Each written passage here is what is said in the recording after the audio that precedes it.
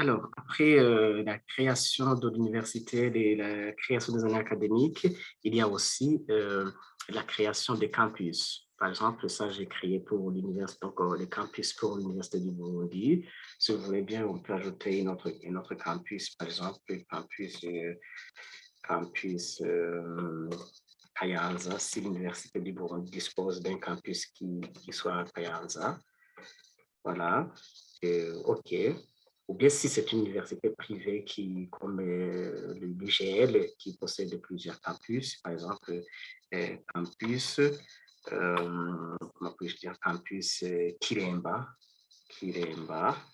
voilà. Du coup, tout ça, c'est juste pour montrer comment on crée et si on veut modifier, on a la possibilité de le faire. Si on veut changer en cela, ça va se faire.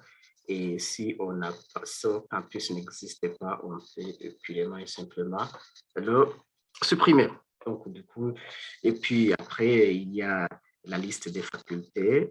Nous disposons, par exemple, d'une liste, pour ce qui est de l'Université de Burundi, il y a toute une liste des facultés instituts. Donc, je les ai créées.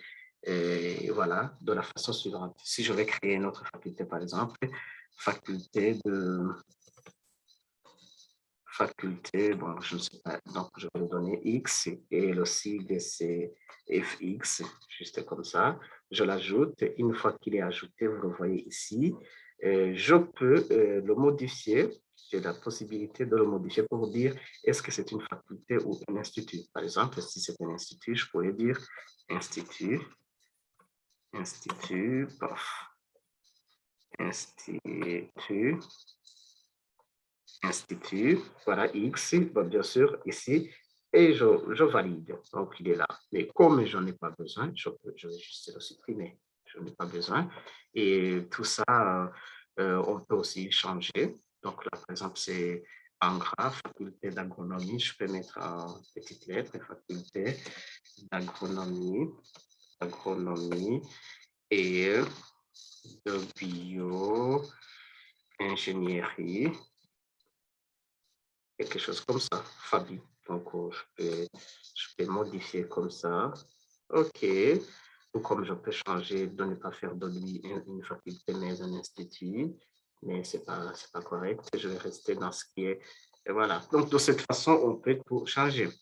Et puis, ça sont les listes. Si la situation est telle que si on veut suivre l'évolution des étudiants une année après l'autre, parce qu'après tout, on va pouvoir tracer, bon, par exemple, les compléments, voilà, et pouvoir aussi générer les bulletins dynamiquement, il va falloir que les noms de ces facultés ne vont pas changer.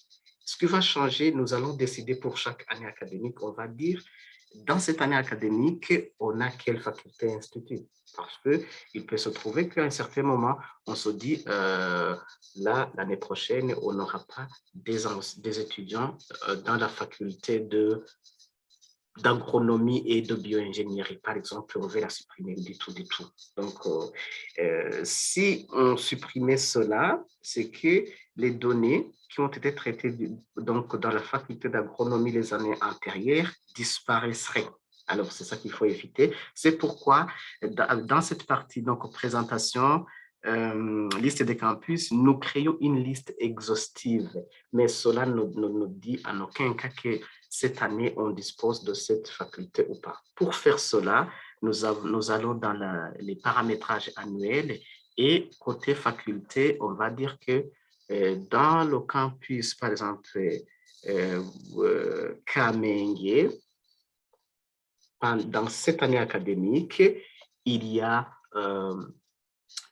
quelle faculté? Par exemple, il y a faculté de médecine et faculté de sciences de l'éducation. Je peux ajouter une autre faculté, par exemple, bon, IPEA, mais je vais le supprimer. Je l'ajoute et il y a aussi une autre information qui aide dans la bonne gestion de tout ça. Et je vais cocher si cette faculté ou bien cet institut possède des départements ou pas. Donc voilà, si je coche comme ça, c'est que j'aurais accepté qu'il y aura des départements dedans. Voilà, donc ça, c'est OK. Donc, ce qu'il faut retenir, c'est que nous avons créé une liste exhaustive durant toute l'existence de l'université. Et puis, nous allons personnaliser chaque année académique. Donc, chaque année académique pourra être comme l'année précédente quant à la composition des facultés, tout comme elle pourra être différente. De cette façon, pour gérer, personnaliser une année académique, nous allons passer par paramétrage annuel et faire comme ça. Donc, cela s'applique sur les départements. Pour créer les départements, c'est la même chose. Nous venons ici, nous créons une liste de départements. On peut ajouter notre département X, donc je l'ajoute, et ainsi de suite. Je peux la modifier. Voilà.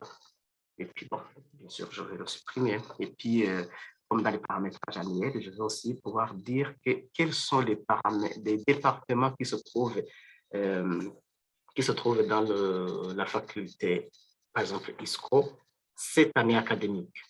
Voilà. Du coup, je peux ajouter, par exemple, je peux ajouter anglais, voilà. Mais je sais qu'anglais se trouve dans l'IPA, mais je peux l'ajouter.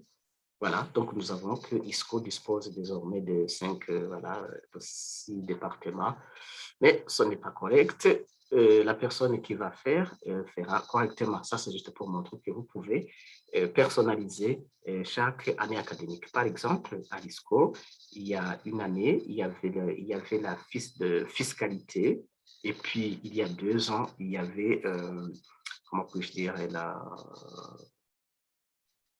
gestion hospitalière, donc qui sont disparus. Donc, si alors on ne procédait pas comme ça, des informations en rapport, donc des informations traitées dans les années antérieures seraient perdues. Donc, du coup, nous créons cette liste et nous mettons à jour le paramétrage de chaque année académique. Voilà, et puis cela s'applique aussi sur les départements, donc les filières, par exemple, les filières ou les options, et les 3 filières ou options, je pense bien que ce sont les options, je les ai trouvées dans la faculté d'économie, et donc au campus Mutanga. Donc, c'est les 3 filières, et voilà, donc on a, voilà, donc, ok, donc ça c'est la même chose, donc pour ce qui est des facultés, départements, filières et classes, la logique c'est la même. Donc, après, je vais montrer comment on fait la gestion des salles.